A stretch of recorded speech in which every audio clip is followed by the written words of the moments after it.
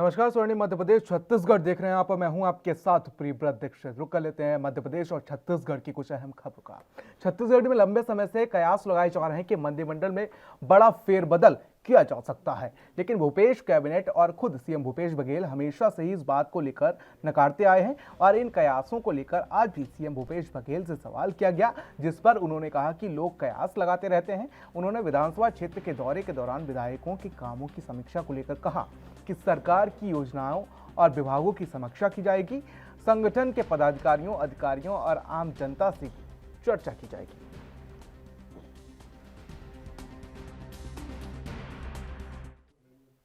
तो वहीं कोयला संकट के बीच राजस्थान को खनन की मंजूरी देने के बाद छत्तीसगढ़ के मुख्यमंत्री भूपेश बघेल ने कहा कि आदिवासी और पर्यावरण हितों से उनकी सरकार कोई भी समझौता नहीं करेगी। राजस्थान को कोयला आपूर्ति करने के लिए निर्धारित प्रक्रिया का ही पालन होगा। दरअसल शनिवार को छत्तीसगढ़ सरकार ने राजस्थान को कोयला खनन की मंजूरी दे दी थी और राज्य सरकार ने राजस्थान राज्य विद्युत उत्पाद निगम को परसा ईस्ट कांटा बासन कोल ब्लॉक के द्वितीय चरण में, आपको बता दें कि 1136 हेक्टेयर क्षेत्र में कोयला उत्खनन के लिए वन भूमि व्यापर्तन की अनुमति दे दी थी और इसके बाद प्रदेश की थर्मल इकाइयों को कोयले की सुचारू आपूर्ति हो सकेगी।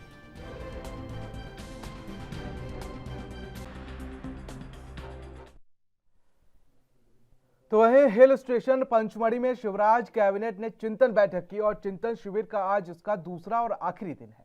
तो वहीं पहले दिन शनिवार को मुख्यमंत्री शिवराज सिंह चौहान ने रात 9 बजे तक मंत्रियों के साथ चिंतन बैठक की और बैठक से पहले मुख्यमंत्री ने अलग अलग योजना, मिशन और पहलुओं के तहत मंत्रियों की कमेटी बनाई और इन कमेटियों को ऐसे आइडिया देने हैं जिससे सरकार की मजबूत ब्रांडिंग हो सके।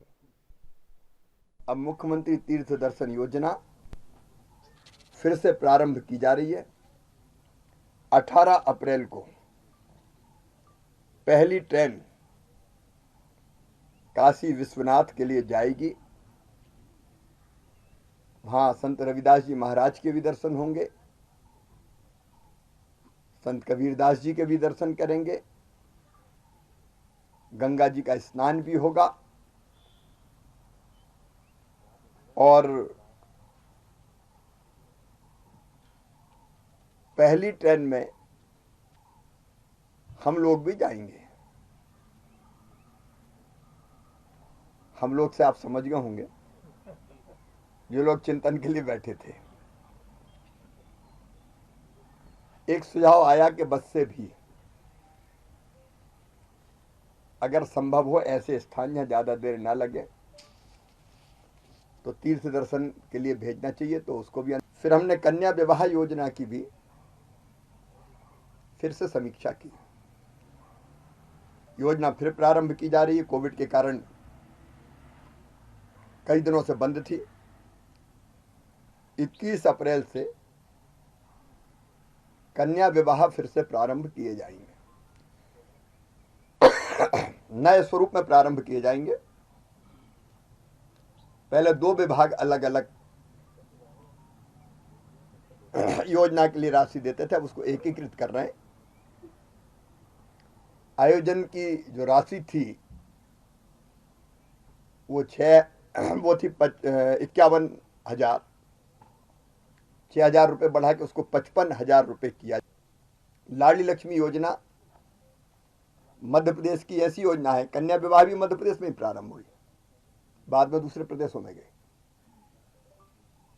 लाडली लक्ष्मी योजना मध्य प्रदेश की ऐसी योजना है जो हमने प्रारंभ की थी और बाद में किसी ना किसी रूप में उसको देश के लगभग हर राज्य ने अपनाया।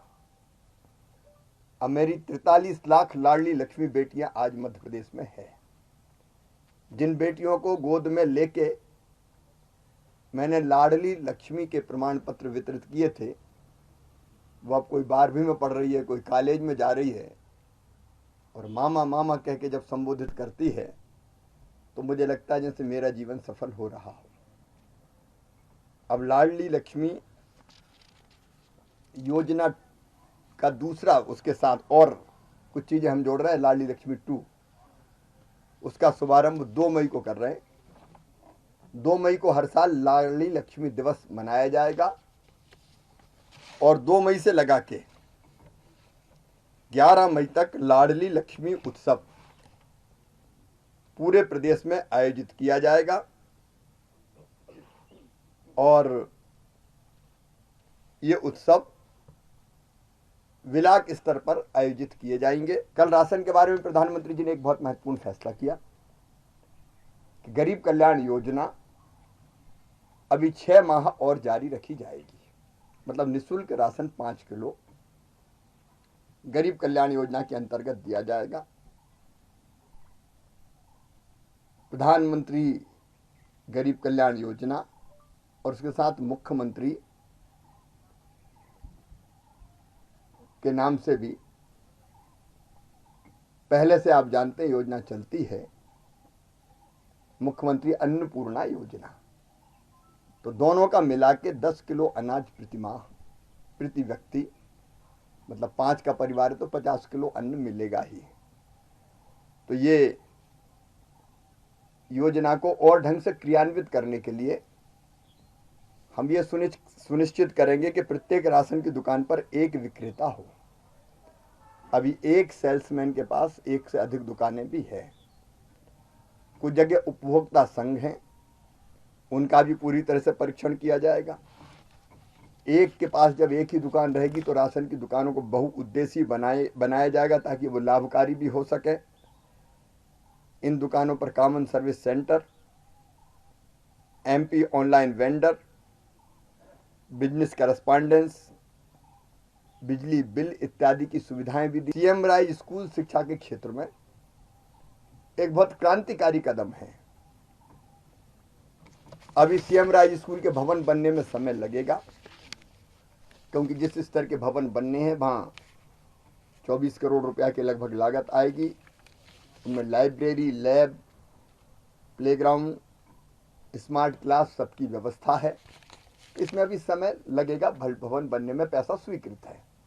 जून से भवन बनना प्रारंभ होंगे, लेकिन तब तक हमने सोचा है कि जहाँ जहाँ भवन की उपलब्धता हो, एकदम ऐसी स्मार्ट क्लास नहीं बन पाएगी, लेकिन हम उस योजना को लेट ना करें। तो अभी लगभग 350 विद्यालयों में जो हमारे पास उपलब्ध स्थान हैं, भवन है, कुछ नए भवन बने स्कूलों के, उनमें CM राइज स्कूल की परिकल्पना के आधार पर 13 जून से शिक्षण कार्य प्रारंभ किया जाएगा। एक फैसला हमने और किया है कि शहरों में लगभग 25,000 की आबादी पर एक मुख्यमंत्री संजीवनी क्लिनिक खोला जाएगा।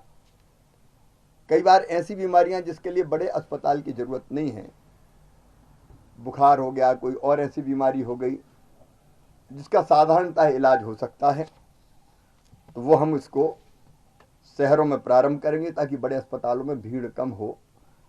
22 अप्रैल से इसको प्रारंभ करेंगे हम। प्रारंभ में कम खुलेंगे, लेकिन 1 वर्ष में सभी नगरीय निकायों में इनको स्थापित करेंगे। तो वहीं मोदी सरकार ने कैबिनेट की मीटिंग के बाद एक अहम फैसला लिया है। PM गरीब कल्याण अन्न योजना को 6 महीने तक बढ़ा दिया गया है।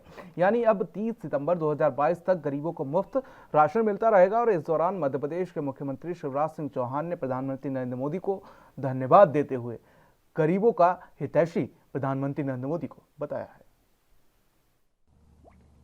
मध्य प्रदेश की मंत्रिपरिषद की इस बैठक में कर रहे हैं,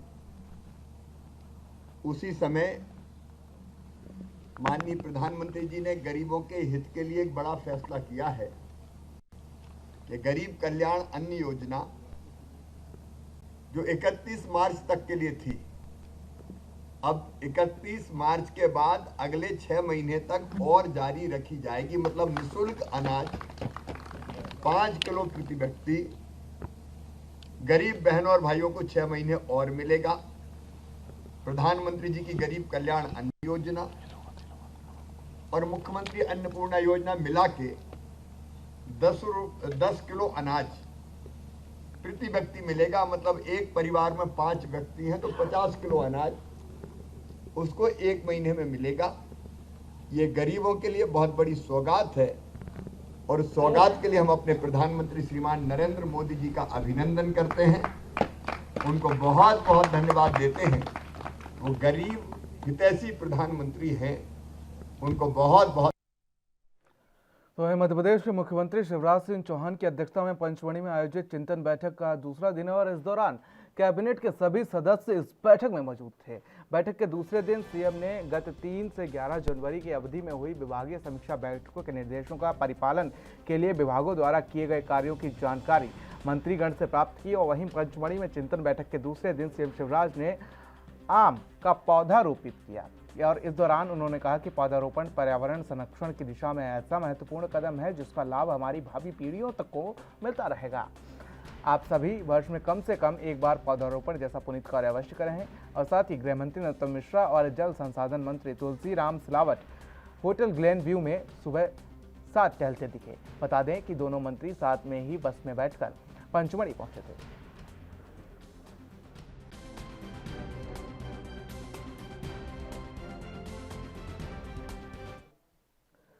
तो है बढ़ती महंगाई ने आम आदमी की कमर तोड़ दी है। वहीं महिलाओं की रसोई का बजट बिगड़ गया है और इसी को लेकर पूर्व सीएम दिग्विजय सिंह ने बीजेपी पर निशाना साधते हुए कहा कि चुनाव खत्म होना मतलब महंगाई शुरू होना है और जब चुनाव फिर आएगा तो फिर महंगाई रोक दी जाएगी।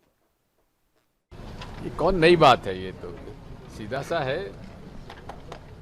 चुनाव खत्म महंगाई शुरू, और जब चुनाव फिर आएंगे तो फिर महंगाई रोक दी जाएगी। पूरे देश की जनता को ठगा जा रहा है। बुलडोजर को पॉलिटिकल टूल बना रही है बीजेपी, क्या कहेंगे? बात यह है कि ये गैर कानूनी है। आप कौन से कानून में किसी का घर गिराते हो? क्या नोटिस दिया, नोटिस का जवाब दिया, उसकी प्रक्रिया का पालन नहीं करना ये असंवैधानिक है। समय लिया है तो क्या उनका अधिकार नहीं है? कांग्रेस में सब कुछ ऑल इज वेल है। तो है 10 साल पुराने मारपीट के एक मामले में पूर्व मुख्यमंत्री दिग्विजय सिंह समेत 6 लोगों को इंदौर के विशेष न्यायालय से एक साल की कारावास की सजा सुनाई गई है। तो वहीं कोर्ट ने आरोपियों पर 5-5 हजार रुपए का जुर्माना भी लगाया है। दिग्विजय सिंह और अन्य पर 17 जुलाई 2011 को उज्जैन में भाजयुमो कार्यकर्ताओं के साथ मारपीट का आरोप था। खास बात यह है कि एफआईआर में दिग्विजय सिंह का नाम ही नहीं था, लेकिन बाद में अभियोजन की धारा 319 के तहत आवेदन देकर उनका नाम जुड़वाया गया था। प्रकरण का विचारण भोपाल के विशेष न्यायालय में चल रहा था, लेकिन पिछले दिनों जनप्रतिनिधियों के खिलाफ दर्ज प्रकरणों की सुनवाई के लिए इंदौर में विशेष न्यायालय गठित होने के बाद प्रकरण भोपाल के इंदौर विशेष न्यायालय में स्थानांतरित कर दिया गया था। शनिवार को विशेष न्यायाधीश मुकेश नाथ ने मामले में फैसला सुनाया और सजा सुनाने के कुछ ही देर बाद दिग्विजय सिंह और अन्य को 25-25 हजार के मुचलके पर जमानत भी दे दी गई। बता दें कि घटना 17 जुलाई 2011 की है। पूर्व मुख्यमंत्री और राज्यसभा सदस्य दिग्विजय सिंह एक कार्यक्रम में शामिल होने के लिए उज्जैन आए थे और भाजयुमो के कार्यकर्ताओं ने दिग्विजय सिंह और अन्य कांग्रेसी नेताओं को काले झंडे दिखाए थे और इससे नाराज होकर कांग्रेसी कार्यकर्ताओं ने भाजयुमो कार्यकर्ताओं के साथ मारपीट की थी। घटना में भाजयुमो के अमय आप्टे गंभीर रूप से घायल हो गए थे और इस मामले में जीवाजीगंज पुलिस थाने में कांग्रेस नेताओं पर जानलेवा हमले की कोशिश का प्रकरण दर्ज किया गया था। ये लगभग 10 साल पुराना केस है, झूठा केस है। हम लोगों का तो नाम एफआईआर में भी दर्ज नहीं था। बाद में राजनीतिक दबाव के कारण हम लोगों का नाम जोड़ा गया। अब 2011 का, और उसमें ये था कि दिग्विजय सिंह जी का कारवा किसी कार्यक्रम में सम्मिलित होने के लिए उज्जैन में शहर में जा रहा था। रास्ते में भाजयुमो के कुछ कार्यकर्ताओं ने गाड़ियों को काला झंडा दिखा के गाड़ियाँ रोकी और उस बात पे से कुछ झगड़ा हुआ वहाँ पर मौके पर। देर आफ्टर जो है 4 लोगों के खिलाफ चार्जशीट पेश की गई। उसमें दिग्विजय सिंह नहीं थे और ना ही प्रेमचंद गुड्डू थे और ना ही महेश परमार, ना ही हेमंत चौधरी। तो है मध्य प्रदेश के गृह मंत्री नरोत्तम मिश्रा ने पूर्व सीएम दिग्विजय सिंह को देश और समाज के लिए घातक बताया है। बता दें कि दिग्विजय सिंह को शनिवार को इंदौर कोर्ट ने एक पुराने मामले में 1 साल की सजा सुनाई और इसी पर प्रदेश के गृह मंत्री नरोत्तम मिश्रा ने प्रतिक्रिया मांगी गई तो उन्होंने कहा कि जाकिर नाइक को शांतिदूत, ओसामा को जी कहने वाले और सर्जिकल स्ट्राइक को लेकर सैनिकों पर सवालिया निशान खड़े करने वाले दिग्विजय सिंह देश और समाज के लिए घातक हैं। बता दें गृहमंत्री नरोत्तम मिश्रा और पूरी कैबिनेट सीएम शिवराज के साथ पंचमढ़ी में 2 दिवसीय चिंतन शिविर में शिरकत कर रही है और आज शिविर का दूसरा और आखिरी दिन है। वहीं दिग्विजय सिंह की अलावा कैबिनेट मंत्री विश्वास सारंग भी चुटकी लेते नजर आए। बीजेपी। अच्छा, 12 साल मिले थे दिग्विजय सिंह जी को, 10 साल फंसाया था। तो न्यायालय को नहीं कह सकते तो मीडिया को तो कह सकते थे। अब सजा हो गई, खुद पे भी सजा हो गई, गलत कृत्य को लेके हुई है। आपको जो कहना था न्यायालय में आपको कहना था। अब भाजपा संघ पर आरोप लगा के विषय को डाइवर्ट करना चाह रहे हैं, न्यायालय पे आरोप लगा रहे हो अप्रत्यक्ष रूप से। अप्रत्यक्ष रूप से कह रहे हो कि सही फैसला नहीं हुआ। सजा हो जाए तो न्यायालय खराब है, चुनाव हार जाए तो ईवीएम खराब है, सेना खराब है, सेना पे सवाल उठा रहे हैं, वैक्सीन खराब है, वैक्सीन पे सवाल उठा रहे हैं। कभी अंतर्मुखी होके सोचिए दिग्विजय सिंह जी, सब यहीं पे हिसाब होता है। संघ आपको, भाजपा आपको आतंकवादी लगते हैं, जाकिर नाइक शांति के दूत लगते हैं। सर, चिंता 12 घंटे से ज़्यादा तक समय तक कैबिनेट की बैठक हुई। आज का जोड़ लोगे तो 24 घंटे हो जाएगा। ये है गिनीज बुक वाला काम। ये कमलनाथ जी थे 2 मिनट में कैबिनेट निपटा दी थी, एक शिवराज सिंह जी हैं 24 घंटे कैबिनेट चला रहे हैं। कभी नहीं चली भारत के इतिहास में। सर, गोवर्धन योजना को, कई योजनाओं को लेकर काफ़ी चर्चाएं हुई, काफ़ी प्रेजेंटेशन हुए हैं। तो सर, गोवर्धन योजना जो शुरू होने वाली है उसमें क्या कुछ रहेगा, आपने ही इसको? नवाचार उसमें काफ़ी आए हैं और माननीय मुख्यमंत्री जी ने दिशा निर्देश भी उस तरह के दिए हैं। जल्दी ही उसका मूर्त रूप रख के हम सामने आने वाले हैं। देखिए, निश्चित रूप से जिस प्रकार से दिग्विजय सिंह जी लगातार कानून का मजाक उड़ाते हैं, असंवैधानिक कृत्य करते हैं, कोर्ट में उन्हें सजा मिली है, परंतु दुर्भाग्य यह है कि उस कोर्ट की सजा के बाद भी जो उनके वक्तव्य आ रहे हैं वो फिर एक आचार संहिता का और कोर्ट की अवमानना का मामला बनता है। आपने अपराध किया, आपको कोर्ट ने सजा दी, आपको उसको शिरोधार्य करना चाहिए। आप कानून से ऊपर नहीं हैं, आप कानून से ऊपर नहीं हैं। और यदि आप कानून से ऊपर होने की बात करते हैं, सोचते हैं, तो ये आपके लिए ही दुर्भाग्यपूर्ण है। वो कह रहे हैं कि मेरा नाम नहीं था, लेकिन बीजेपी। ये तो खिसियानी बिल्ली खंबा नोचे। अब क्योंकि केस लग गया है तो ये भय से भरा हुआ उनका वक्तव्य। तो वहीं मध्य प्रदेश के गृह मंत्री नरोत्तम मिश्रा ने कहा कि तीर्थ दर्शन योजना अप्रैल में फिर से शुरू हो जाएगी। पंचमढ़ी चिंतन बैठक में निर्णय लिया गया है कि गंगा स्नान, काशी विश्वनाथ कॉरिडोर, संत रविदास और कबीरदास जी के जुड़े स्थलों को दर्शन के लिए शुरू किया जाएगा। तो वहीं सीएम और मंत्रीगण भी तीर्थयात्रियों के साथ जाएंगे। मुख्यमंत्री तीर्थ दर्शन योजना अब ये पुनः अप्रैल में प्रारंभ होगी और अप्रैल में हमारी 4 ट्रेनें रवाना होंगी। पहली ट्रेन में माननीय मुख्यमंत्री जी समेत पूरा मंत्रिमंडल रवाना होगा और काशी विश्वनाथ और कबीर चौरा जो हमारा तीर्थ स्थान है काशी में, और पतित पावनी गंगा माँ का स्नान और आशीर्वाद, ये ट्रेन लेके इस योजना का प्रारंभ किया जाएगा। उसके बाद नए स्वरूप में नए सुधारों के साथ भी इसको अब आगे लागू करेंगे। हमारे रेल के साथ साथ बस में भी इस यात्रा को हम प्रारंभ कर सकते हैं। ये विचार भी समूह का आया था। छोटे समूहों को रेल की बोगी आरक्षित करना, इस यात्रा पर भी विचार समूह ने रखा था। दूरस्थ स्थान जो हैं और बुजुर्ग व्यक्ति अगर हमारे हैं तो क्या इन्हें हम हवाई जहाज से भी यात्रा करा सकते हैं। ये विचार भी आम सहमति से आया था। मैं यहां यह कहना भी प्रासंगिक समझता हूं कि ये मुख्यमंत्री कन्यादान योजना जब माननीय शिवराज सिंह जी चौहान मुख्यमंत्री नहीं बने थे, उसके पहले से वो इस तरह की कन्यादान योजना करते थे अपने क्षेत्र में, और उसके बाद मुख्यमंत्री बनने के बाद पूरे प्रदेश में इस योजना को उन्होंने लागू किया। ये योजना भी अगले माह से ही लागू की जाएगी, प्रारंभ कर दी जाएगी बड़े स्तर पर। और इसकी राशि बढ़ाने का भी सुझाव, जिससे बैठाल के भोजन कराने की परंपरा भी हमारी प्रारंभ हो सके, वो सुझाव भी हमारे समूह के द्वारा आया है।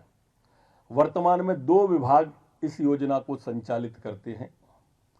इस पर आम सहमति बन गई थी कि एक ही विभाग कर दिया जाए, 2 विभाग न हो, जिससे आप सबने भी एक विसंगति देखी होगी या सुनने में आता होगा, एक ने उसमें शादी कर ली और दूसरे में दूसरे स्थान पर वो आके पुनः शादी करने लगा। ऐसी कोई विसंगति ना आ जाए।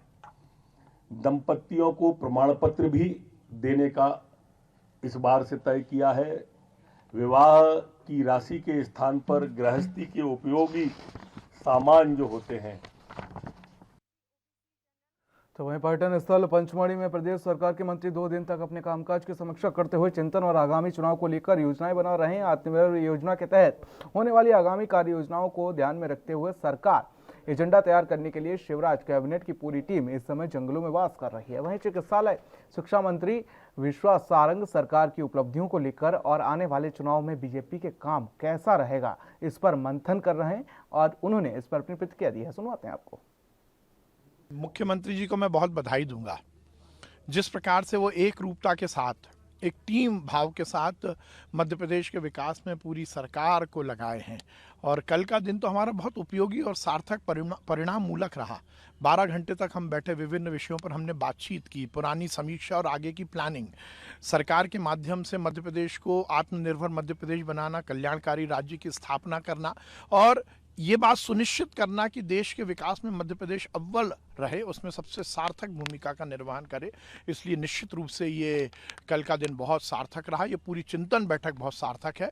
मैं बधाई दूंगा और मुझे लगता है कि ये एक नया अध्याय मध्य प्रदेश के इतिहास में स्थापित करेगी। और सर 12 घंटे तक आपकी जो चिंतन की बैठक चली, उससे एक चीज़ और निकल के आई है कि जो कमलनाथ के समय में जो कैबिनेट बैठक होती है वो बड़ा अल्पकालीन होती थी। देखिए, कमलनाथ जी की सरकार से हमारी सरकार की तुलना करना सही मायने में उसकी ज़रूरत नहीं है। कमलनाथ जी तो दिव्य ज्ञानी थे और वो दिव्य ज्ञान हमें देखने को तो मिल गया। 15 साल में मध्य प्रदेश का बेड़ा गर्क कर दिया। 15 महीने में कमलनाथ जी ने बेड़ा गर्क कर दिया मध्य प्रदेश का। एक पैरेलल इकोनॉमी, एक समानांतर अर्थव्यवस्था शुरू की। भ्रष्टाचार आकंठ में कमलनाथ ने मध्य प्रदेश को उसमें डुबा दिया। कमलनाथ ने सब जनता की योजनाओं को बंद कर दिया और उसका कारण केवल ये था कि वो जनता के लिए सरकार नहीं चला रहे थे, खुद के लिए सरकार चला रहे थे।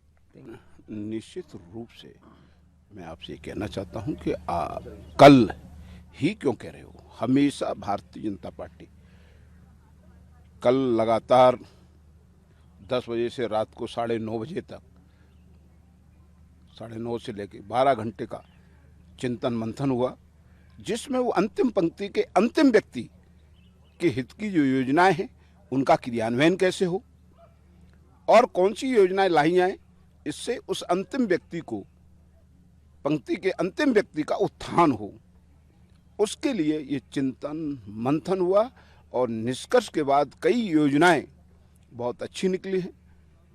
पुनः तीर्थ दर्शन यात्रा शुरू हो रही है, पुनः कन्या विवाह योजना हमारी शुरू हो रही है। तो कई काम जनहित के इस मंथन से निकले हैं। सर उस कैबिनेट में थे, इस कैबिनेट में भी हैं। वहाँ पे एक कैबिनेट थी जो अल्प समय में बहुत, देखो मैं आपसे स्पष्ट मैं आपसे कहना चाहता हूँ कि वहाँ समय चिंतन मंथन के लिए नहीं था, वहाँ विचार विमर्श के लिए समय नहीं था। मैं फिर कहता हूँ कि कांग्रेस पार्टी नहीं, एक प्राइवेट लिमिटेड कंपनी हो गई है। वो सिर्फ ठेकेदारों से, व्यापारियों से चर्चा करने में व्यस्त है। तो केंद्रीय मंत्री ज्योतिरादित्य सिंधिया ने इंटरनेशनल फ्लाइट्स पर प्रतिक्रिया देते हुए कहा कि कोरोना के मामले अब कम हो रहे हैं, जिसके चलते इंटरनेशनल फ्लाइट्स खोल दी गई हैं। 27 तारीख आज महत्वपूर्ण दिवस है। आज देश में गर्मी के स्केड्यूल के आधार पर 135 नए फ्लाइट्स का उद्घाटन हुआ है। अभी वाराणसी और गोरखपुर की फ़्लाइट की शुरुआत मैंने उत्तर प्रदेश के मुख्यमंत्री योगी आदित्यनाथ जी के साथ की है और उसी के साथ आज के दिवस पर दोबारा भारत को विश्व के साथ जोड़ने का तारतम्य शुरू हो चुका है। सारे अंतर्राष्ट्रीय फ़्लाइट्स आज से खुल चुके हैं। भारत को पूरे विश्व के साथ जोड़ने का अभियान दोबारा शुरू हुआ है।